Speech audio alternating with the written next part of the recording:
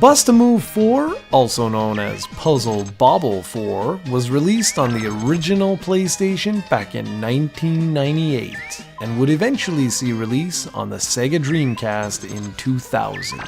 If you follow our Sega Saturn reviews every Saturday, you know that I've already reviewed both Bust-A-Move 2 and Bust-A-Move 3 on the Sega Saturn.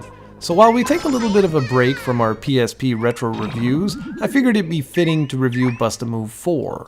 Right off the bat, I can say that this is a must-have for fans of the series, or puzzle games in general. The only complaint I have is that it doesn't feature quite as many stages as were last seen in Bust-A-Move 3.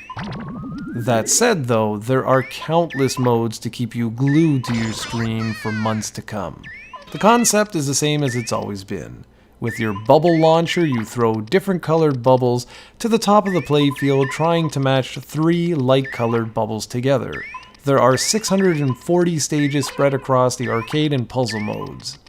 The incredible 2-player multiplayer mode is back, and better than ever, with new characters that have new chain combos that veterans must learn if they want to remain the champion. Bust-A-Move 4 also introduces new gameplay elements like pulleys, which help spice up the old formula. On top of that, there's also an editor that allows you to make your own stages and play them with your friends.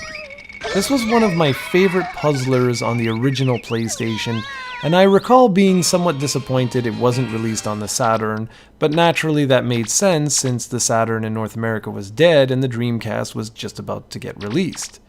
If you enjoy puzzle games, this one's really easy to recommend.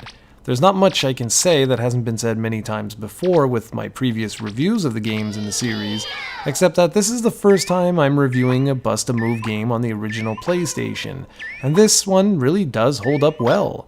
There's a bit of loading, but nothing too bad, and the game is bright, colorful, and charming.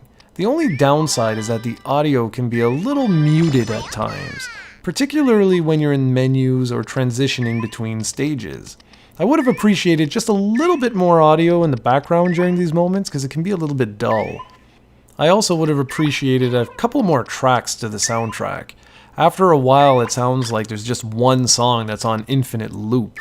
Outside that though, the gameplay is where it's at and it remains a complete blast to play in 2017. The minute a friend of mine saw me playing, he grabbed another controller and joined in on the fun, and what's really funny is that the game was supposed to last us 20 minutes or so, and we ended up playing for the whole evening. That's when you know you've got a winner on your hands.